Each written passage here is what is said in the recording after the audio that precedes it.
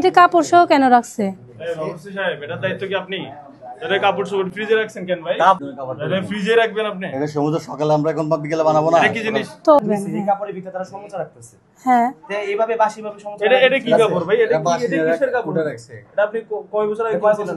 কি এটা মনে হয় সাদা কালার ছিল এককালে, কোন কালে। এই সমস্যা খাবে খোলা না করেন। দেখেন এটাও সেম জিনিস। আল্লাহ, ছি। মানে ওনারা এটাতেই রাখে, কি অবস্থা। এই যে বেডশিটের না শাড়ির মনে হয় ইয়ে হইতে পারে, এটা বুঝতে পারতেছ না। বেডশিট যে কোনো ময়লা কাপড়, এটা তো উচিত না। আপনি এই সমস্যা খান?